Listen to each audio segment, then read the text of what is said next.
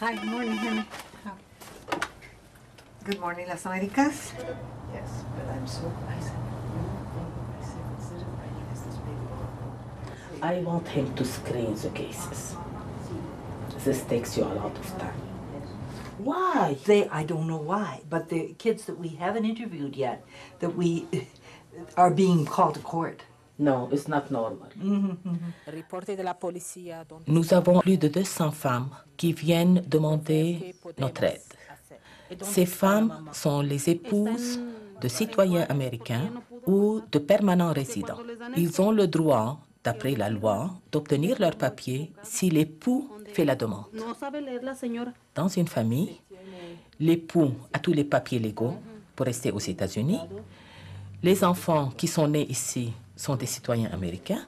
Elle est la seule qu'on appelle illégale.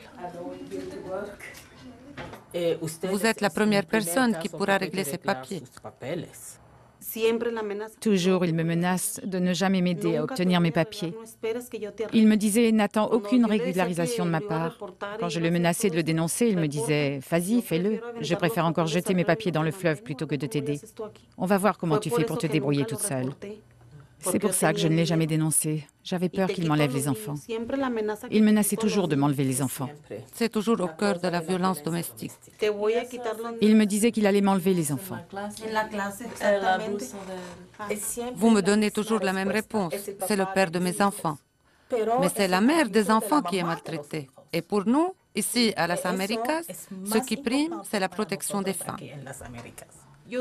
Après mon arrivée aux États-Unis, pendant 6 ans, je ne suis pas sortie de chez moi et je ne connaissais personne.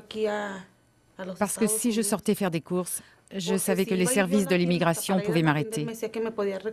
Ce qui fait que je ne sortais jamais. J'étais dépendante de lui économiquement puisque je ne travaillais pas. Avec un bébé, de toute façon, je ne pouvais pas travailler. Il ne me laissait pas sortir. 6 années enfermée. Tu étais son esclave ici aux États-Unis. Ici, j'étais son esclave. Je ne connaissais rien.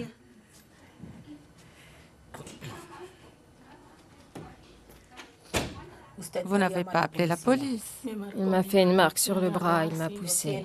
Tu n'as pas de photo. Non. Mais pourquoi? J'ai rien d'autre. J'avais tellement honte. Mais c'est nécessaire. On n'a pas de quoi entamer une procédure pour violence conjugale sans preuve.